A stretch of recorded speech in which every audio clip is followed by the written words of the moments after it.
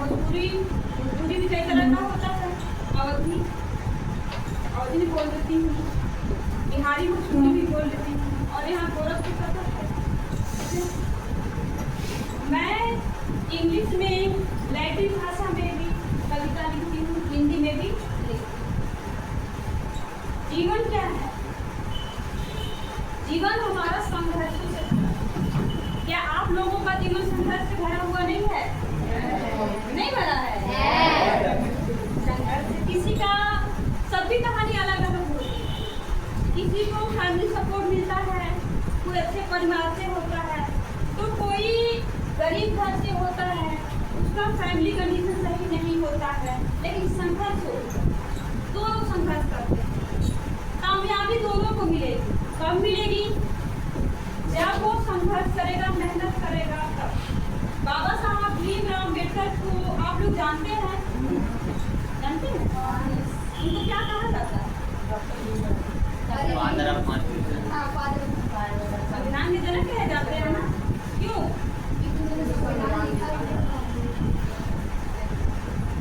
उनका एक स्टेटमेंट है, याद है? बलि किसकी दी जाती है? शेर की बलि दी जाती कभी? तो शेर बनो आप। क्या बनो? शेर बनो। उन्होंने कहा है, शिक्षा वो शेरनी का दूध है जो जितना पिएगा उतना दहाड़ेगा। कैसे दहाड़ेगा? एजुकेशन। बलि बकरे की दी जाती है, शेर की नहीं, इसलिए शेर बनो। शेर कैसे बनो? एजुकेशन से। एजुकेशन को अपनी ताकत बनाओ, कलम की अपनी ताकत बनाओ। कलम की ताकत, वैसे ये जो कलम है 5 रुपए का मिलता है, अभी इसका ताकत क्या है? फिल्मों में आप लोगों ने देखा है, जब जज फांसी की सजा सुनाता है, उसके बाद लोगों को तोड़ देता है और वो क्या करता है?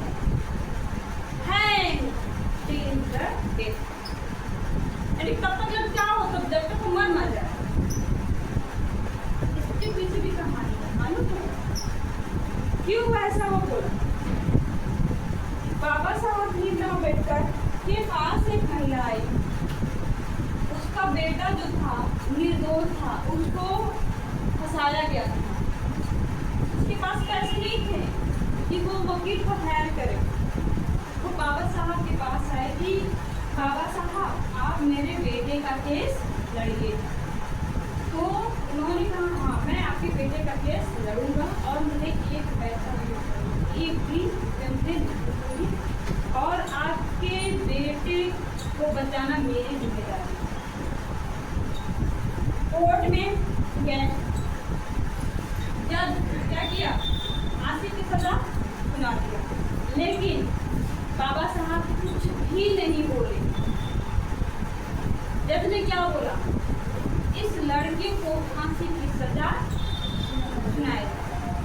ठीक है, जब बाबा साहब कोर्ट में कुछ नहीं बोले, उसके बाद जब बाहर आते हैं तो वही महिला उनसे कहने लगती है, आप इंसान नहीं, जल्लाद।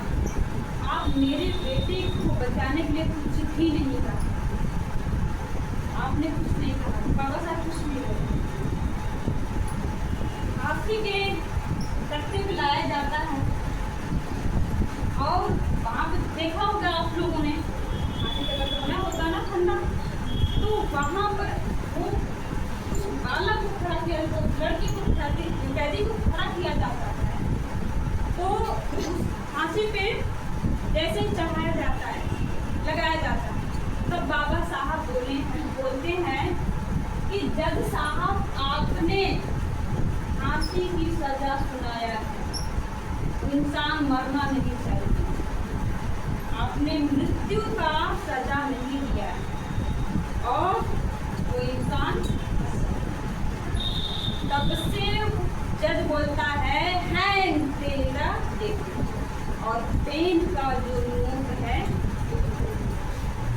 ठीक है।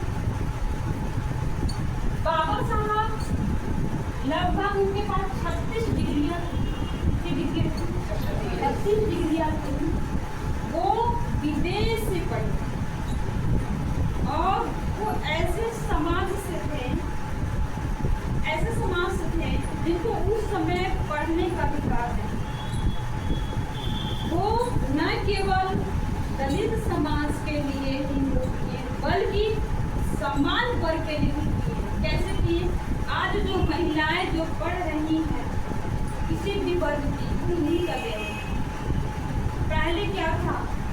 महिलाएं जो थी घर में कैद थी। क्या अब कैद है? नहीं। हर फील्ड में काम कर रही है, हर फील्ड में काम कर रही और अपना पता कर रही है। एग्जाम्पल के रूप में मैं आपके सामने हमारी जो संघर्ष की कहानी है इतनी आसान नहीं है। मैं भी कोई बहुत बड़ी फैमिली से बिलोंग नहीं करती, मैं छोटे फैमिली से बिलोंग करती हूँ। मेरे पापा एक किसान हैं, मम्मी हाउस वाइफ, हम लोग 7 भाई बहन हैं। मेरा जो सफर शुरू हुआ था, मैं भी कोचिंग पढ़ाती थी,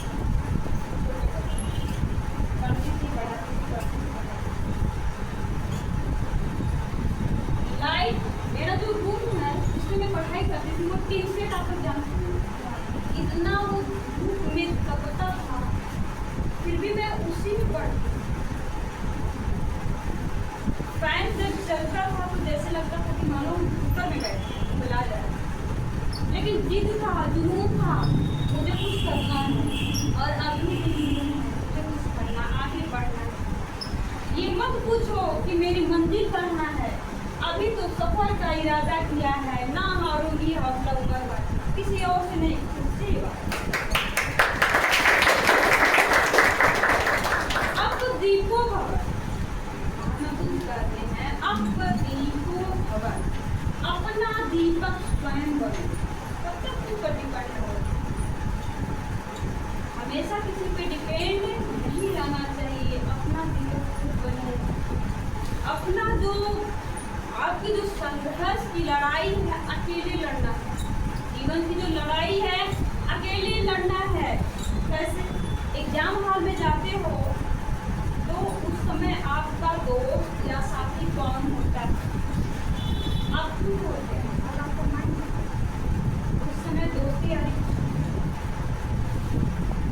इंटर के बाद सबका सपना होता है, कोई डॉक्टर बनना चाहता है, कोई इंजीनियर बनना चाहता है, कोई IAS बनना चाहता है, कोई टीचर बनना चाहता है, कोई प्रोफेसर बनना चाहता है।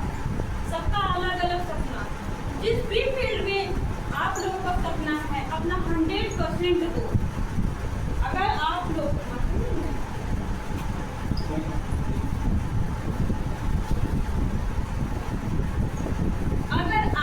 अपने वर्क में 10% देते हो और उम्मीद करते हो कि हाँ 100% पॉसिबल है? आज उस समय तो हम लोग मोबाइल में था, किताबें ही हमारी संसाथी थी, किताब से ही पढ़ते थे। लेकिन आज तो टेक्निकल का जमाना है, बहुत सारी चीजें आपको मिल जाएगी। मेरे कहते बस केवल मोबाइल से ही पढ़ते रहो, किताब को कभी मत छोड़ो। मोबाइल का सहारा जरूर लो, टेक्निकल का सहारा लो, लेकिन एकदम डिपेंडेंट ना रहो उसी पे। और लाइफ में एक दोस्त जरूर बनाओ जो कभी धोखा नहीं देता। एक दोस्त ऐसा बनाओ जो कभी धोखा नहीं देता है, आपको आपकी मंजिल तक ले जाएगा। ऐसा दोस्त कौन? क्या आप बता सकते हो? किताबें ही हमारी सबसे अच्छी दोस्त। मैंने लाइफ में कभी किसी को दोस्त, मैं हमेशा किताबों को ही दोस्त। किताबें ही दोस्त है। लोग कहते हैं मुझे कि किताबी कीड़ा है ये। और मैं अपने पढ़ने का तरीका बताऊं, जैसे मेरे साथ कोई पढ़ता नहीं था, कोई भी मतलब बोलता नहीं था, कहता था एक पागल है पढ़ रहा। तो उसमें हमने पोएम लिखा है, हाँ मैं पागल हूँ, हाँ मैं पागल हूँ, क्योंकि ये पागल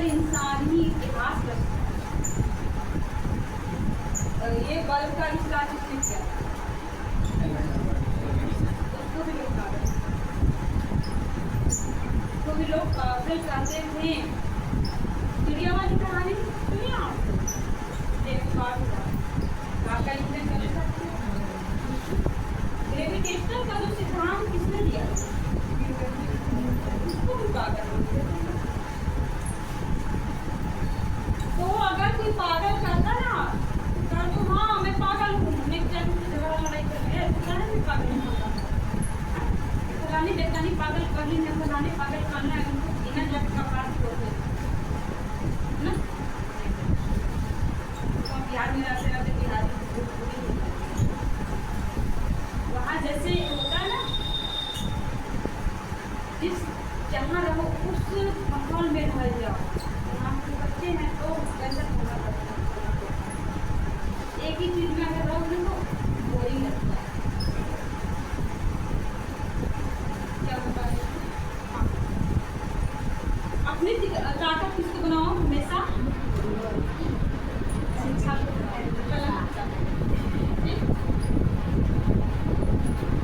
जब मैं पढ़ती थी लाइफ में तो आप लोग फेबरी नहीं जानते होंगे, जानते हो? फेबरी में पढ़ते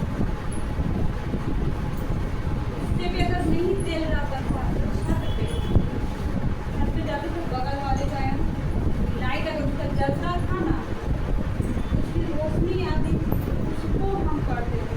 थोड़ा ऐसा जलत था ना वो देखते थे हाँ ये पढ़ रही है, बगल का बंद कर देते थे लाइट।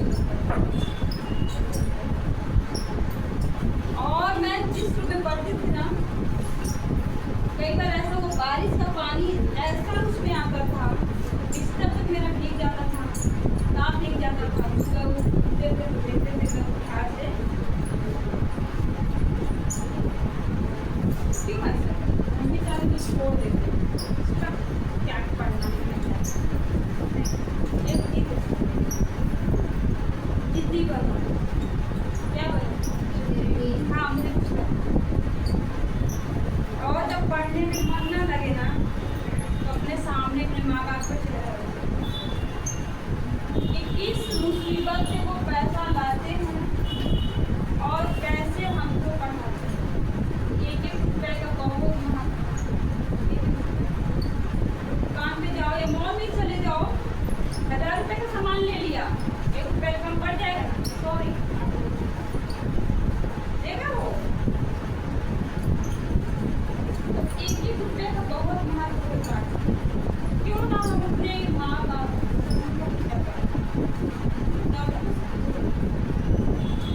समय जानते हो क्या है? किसी का इंतजार करता है? नहीं करता है। तो समय के महत्व को पहचानो। समय क्या है? आज तुम मुझे बर्बाद कर रहे हो, एक दिन डेफिनेटली मैं तुम्हें बर्बाद करूँगी। तो आज आप लोग संघर्ष कर रहे हो ना अपने लक्ष्य के लिए, वही एक दिन आपको दौलत नेम फेम देगा। तो ये दर्द अच्छा है कि मौज मस्ती उड़ा करके बाद में वही दर्दपन वाला जीवन, वो दर्द सही है कि आपका दर्द सही है ना? क्या बनोगे आप लोग? बकरा कि शेर बनो। कैसे बनोगे? किसको फ्री पावर बनाओगे? एजुकेशन को पावर बनाओगे, पेन की ताकत बनाओगे। अभी हमने परसों ही एक कविता लिखा है और किताब भी निकालने वाला है। आखिर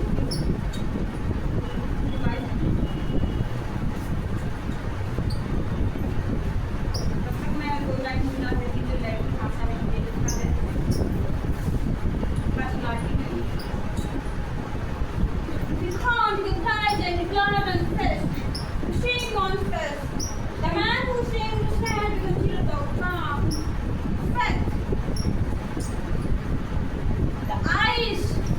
The ice in the bowl, 3 part, 1 is 1 part sin.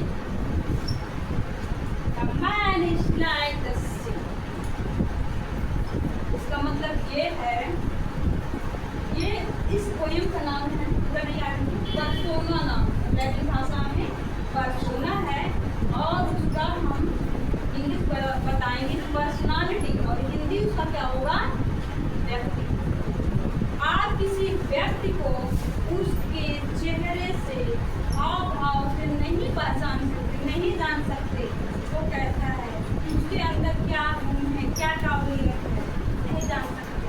जान सकते नहीं। सिगमंड फ्रायड का सिद्धांत हमने अपने पोयम में डाला है। जैसे अगर आप एक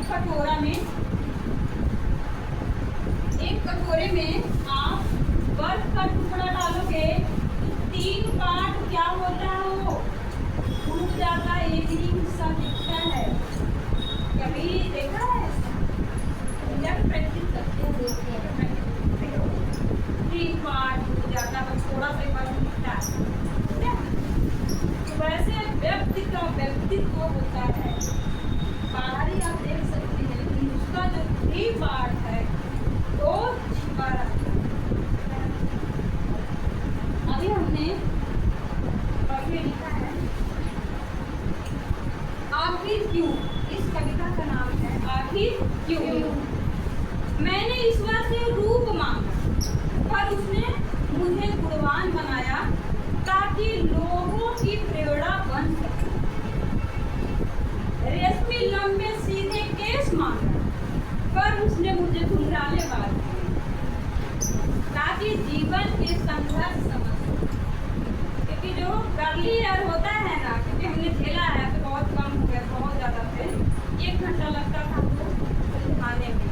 ये थोड़ा सा सुलझा है तो इतना बड़ा गोला बना दिए, ऐसे से कर गोला बना दिया, फिर उलझ जाता था। सोचते थे, मनाते थे मेरा बाल झड़ जाए, आप तो ऐसा झड़ गया बना रहे कम कर देते। तो ये क्या है, कुछ संघर्ष करते थे ना, तो वो मेरे दिमाग में आ संघर्ष, तो लाइफ में भी तो बहुत संघर्ष। वही चीज हमने लिखा, रेशमी लंबे सीधे केस मांगा, पर उसने घुंघराले दिया ताकि जीवन की संघर्ष समझ सके। मैंने मौज मस्ती मांगा, पर उसने मुझे दुख भरी जीवन दिया ताकि लोगों का दर्द मैं समझ सकूं। मैंने माँ का दुलार प्यार मांगा, पर उसे छीन कुछ एहसास और यादें दिया ताकि अपनी कलम की ताकत बना सकूं। मैंने बचपन की रौनक मांगा, पर उसने मुझे जिम्मेदारियों का बोझ दिया ताकि माँ बाप भाई बहन का दर्द समझ सकूं। मैंने फूल सा कोमल जीवन का राह मांगा, पर उसने मुझे कांटों से भरा संघर्ष दिया ताकि आसान रास्ते बना सकूं। मैंने प्रेम दुलार इश्क मांगा, पर उसने मुझे धोखा भरे दर्द दिया ताकि लोगों के दोहरे चरित्र को पहचान सकूं। मैंने झूठ फरेब चालाकी मक्कारी मांगा, पर उसने मुझे नादान मासूम अनाड़ी बनाया ताकि ईश्वर की कृपा पा सकूं। मैंने सहारा आशा उम्मीद मांगा, पर उसने मुझे आत्मनिर्भर बनाया ताकि औरों की प्रेरणा और सहारा बन सकूं। आखिर क्यों मुझे हर वो चीज नहीं मिला जो हमने मांगा था? जवाब आया ताकि मैं बेहतर इंसान बन इतिहास रचूं। तो हमारे जीवन में जितनी भी कठिनाइयाँ आती हैं, संघर्ष आते हैं, तो ये क्या है, ये हमें मजबूत बनाने के लिए आते हैं। ये लोग कहते हैं हे भगवान, हमारे भी जीवन में इतना कहानी इतना बड़ा दर्द, बड़ा कष्ट है, बहुत कष्ट में बात। एक सहेली ना बोले एक दिन बड़ा कष्ट करती, मैं सहेली होता है, ऐसा होता है। सहेलियाँ है, मैं बोली सहेली ना बोला था, अच्छा ना लगा। तो ये लोग भी है भाई, हम लोग हमारे दोस्त बोला कहाँ है भाई, कहाँ होते भी मनाने लगेंगे, भी मनाने लगेंगे, है कि नहीं? तो कभी भी हताश निराश मत, कभी भी, क्योंकि जब हमने जब ठान लिया ना कि हमको आगे बढ़ना, तो बहुत सारी बाधाएं आएंगी हमारे मार्ग में। तो हताश निराश नहीं होना, हमें आगे बढ़ते जाना, ठीक है? बस अपने मन में ये रखो कि हाँ, आज समय ऐसा है,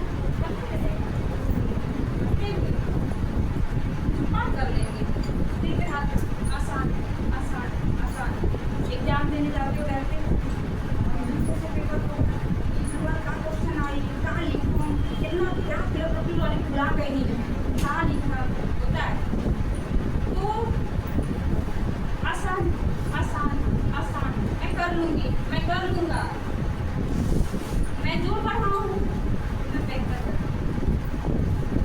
रटो मत समझो, रटो मत समझो, ज्यादा समय ना देते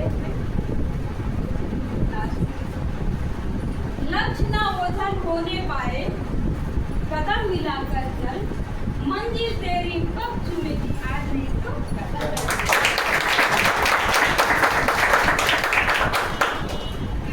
इसी के चलते मैं अपनी बाड़ी को विराम देती हूँ। जय हिंद, जय भारत। मैम आपका नाम क्या है? मेरा नाम पूनम शाह है और मैं वर्तमान समय में गोपालगंज बिहार में पढ़ता है। मैं वहाँ अंग्रेजी शिक्षिका के रूप में कार्यरत हूँ। वो मेरा 8वां जॉब है। मेरा 8वां जॉब है। मेरा पहला जॉब था स्किल डेवलपमेंट ऑफिसर कानपुर में, उन्होंने छोड़ दिया। KPS में TGT के प्रवक्ता के रूप में जो था वो हमको नकल मिला था, वो भी हमने छोड़ दिया दूरी की वजह से। एक था नवोदय विद्यालय में प्रवक्ता का था, वो भी हमने छोड़ दिया। और यूपी में है, यूपी में प्राइमरी का क्रांति का मिला, मेरा जूनियर का मिला, वो भी हमने कैंडिडेट छोड़ दिया। ठीक है, कुछ तो कोर्ट में पड़े हुए हैं। तो आप लोग भी अभी भी मेरा संघर्ष जारी है, मुझे और आगे जाना है। और हाँ, मैं एक ऑनलाइन क्लास सब बताएंगे, ऑनलाइन क्लास करने जा रही हूँ। वैसे यूट्यूब पे हमने डाला हुआ है, जो मैं क्लास में पढ़ाती हूँ बच्चों को, वो यूट्यूब पे आप लोग देख सकते हैं। बोर्ड पे मैं पढ़ाई हूँ, तो अभी मैं व्हाइट बोर्ड है मेरे पास